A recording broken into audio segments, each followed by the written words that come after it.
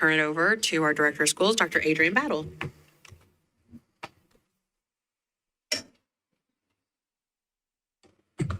All right, thank you so much, Governance Chair Elrod. All right, so board members, this afternoon, we are planning to provide you with an update and recommendations on our latest work in the Metro Schools Reimagine initiative. So we began this work more than 5 years ago with the goal of aligning cluster pathways to create cohesive academic programming from elementary through high school, supported by strong student structures and district-wide supports. Alongside this, we've implemented uniform strategies across the district to establish a clear baseline of expectations and supports that families can count on when enrolling in Nashville Public Schools. So within each cluster, we've built guaranteed, personalized, and applied learning experiences across each tier, elementary, middle, and high school. Each cluster has its own unique strengths and qualities, giving students the opportunity to build on their experiences from pre-K all the way through graduation, preparing them for success in college, career, and life.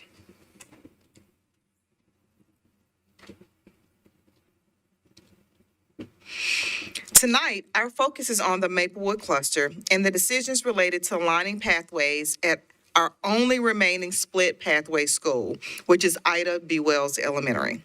Just a few weeks ago, we proudly announced that Maplewood High School is joining our Nashville State Early College portfolio with a healthcare focus, giving students the chance to graduate with both a high school diploma and an associate's degree in a health-related field. This builds on the strong foundation already established in the Maplewood cluster, where Jerry Baxter Middle School and Maplewood High School are providing high-quality programming with an emphasis on avid STEM, and demonstrated academic growth. In fact, we'll be celebrating Jerry Baxter later today during our board meeting for being a level 5 school this year. At this time, I'm going to turn it over to Ryan Latimer, our Executive Director of Boundary Planning, who will walk you through the details of the proposal the board will consider at your next meeting. Ryan. Thank you, Dr. Battle. Good afternoon, board members. So I wanted to start by revisiting a slide that we shared about this time last year that highlights the district's zoning philosophy. We have 4 bedrocks that have grounded our assignment plans over the years: a 3-tiered system, consistent feeder patterns, logical geographic clusters, and the option for school choice. Right now, Ida B. Wells Elementary School is the only elementary school in Nashville with a split feeder pattern. Some of the students go on to Jerry Baxter and Maplewood High School, while some of the others go on to Stratford Middle and Stratford High School. So to give students consistency, we are recommending that starting in the 26-27 school year, all Ida B. Wells students will be zoned to Jerry Baxter Middle School and then continue in the Maplewood High School cluster. This map shows the current zoning pattern. That large hatched area represents the Ida B. Wells school zone. The lighter peach area is the portion that feeds into Jerry Baxter, and the darker peach area is the portion that feeds into Stratford. The darker peach area is bounded by Ellington Parkway to the south and the west, Cleveland Street along the north, and Gallatin Road to the east. For reference, Ida B. Wells is the school, if it pops up on there enough for you to see, kind of right in the middle of that hatched boundary. Merle is to the north of it, also on Cleveland Street. And then more towards the eastern side, you've got Ross ELC, East Middle, East High School, and Meigs Middle School. This map shows what the unified Ida B. Wells zone would look like for the start of the 26-27 school year, again with all rising 6th graders going on to Jerry Baxter and then on to Maplewood. So in the summary, this recommendation would unify the split feeder zoning pattern. It would rezone around 60 students into Jerry Baxter and Maplewood from Stratford. And we would recommend extending grandfathering to all of these students, but transportation would be the parents' responsibility. As this is a small number of students, we plan to be as have as personal a touch with them as possible as we go through the process. I did want to point out that through the WeGo and Stride program, students wishing to remain at Stratford can take the Shelby 4 route bus for free and continue to have transportation there. And then just some next steps. We've got a community meeting next week at 5:30 on September 16th. And we're asking families to attend and ask questions. And then we will be back before you on the 23rd seeking approval of the plan. And then questions. And Dr. Bob. Thank you so much, Ryan. Ms. Elrod, I'll turn it back over to you to entertain any questions. Thank you so much. What questions or discussion do we have? We'll start with Vice Chair Bob McKinney. I just need a clarification. Are we only starting with rising sixth grade students? Or is that all students from the Jerry Baxter cluster? It's all students. The only grandfathering in would be students that are already transitioning to Stratford Lower. Is that correct, team? Yes. And that includes a total of 60, or is that more students? It's a total of 60. It's really going to only impact the middle school and high school students. The Ida B. Wells students we're not changing their physical zone any. Thank you.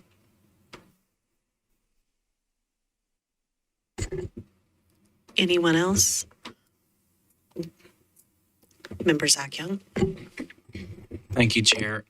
This is more super long-term thinking, but I'm playing around with the cluster map now, and I'm noticing that all of the East Bank is in the Ida B. Wells zone. And I guess this is more of a comment than a question, that as we're watching what will be exponential growth on the East Bank, I'm curious, what do we think? And I don't know that we know the answer, what that growth will look like for, say, Ida B. Wells, or are we going to be back probably in 6 to 8 years having to move these around as well as that develops?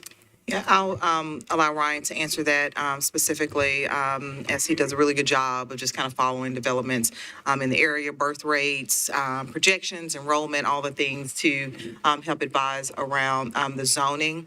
One thing that the board has probably recognized is that this is we assess this on an ongoing basis. So at the very least, annually, we are digging into all of our zoning, giving the enrollment, given our capacity at our schools to make informed recommendations. But as you mentioned, we try to make sure there's kind of a long-term strategy so we're not impacting the same zones frequently. Sometimes we actually delay a rezoning because we know it's coming in the next year or two as well. But Ryan, anything else you would like to offer given its location to the East Bank?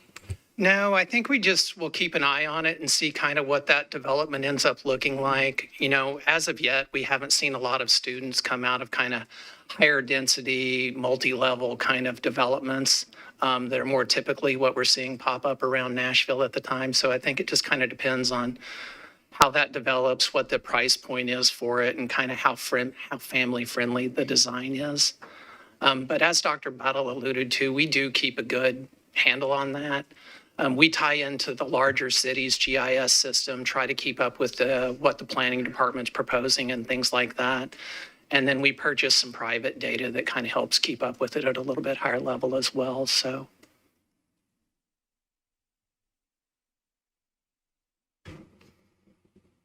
Anyone else? Robert Tyler. Yes. This is just an opportunity to just kind of be clear about our communication strategy. And so can you just talk a little bit about how we're communicating this to families that are going to be impacted?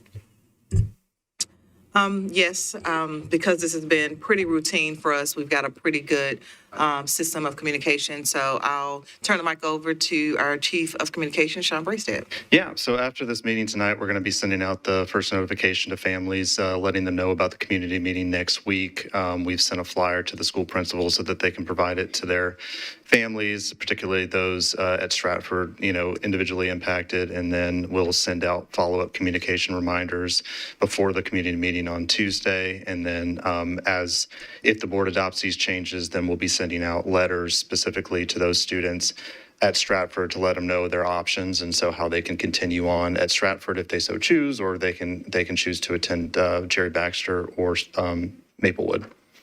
If I can also add, because we're talking about a small portion for rezoning, we're going to the greatest extent possible, try to work with each family around any decision outside of this that they would be interested in.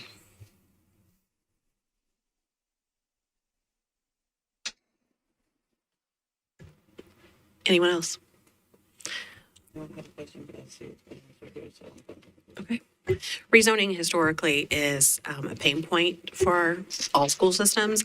So I appreciate us having a well thought out plan and of course the map as well to kind of understand what the impact is. With it being such a small number of only 20 from the lower campus and 36 from the upper campus, my assumption is that the answer is going to be no, but I have to still ask. Are there any investments that we need to make to accommodate these students? Because I would think that these are spread across many classrooms, that there's not portables or anything like that we need to purchase, but just in case. Is there any type of investments that we need to do of any kind? There are none known at this time. And again, this is a split pattern we've been studying for quite some time, just to make sure we could see how things have played out over the last few years, looking at capacity, looking at programming and access for students, including the WeGo line that's available. So currently, there are no known capital investments needed for this rezoning. Perfect. Adequate capacity at both schools. Thank you. Perfect. Okay. Well, then I have nothing else. Dr. Battle, do you have anything that you need to add to the end of this conversation? No, I do not. Thank you. All right. Thank you, Ryan. All right. With there being no further business, this meeting is adjourned.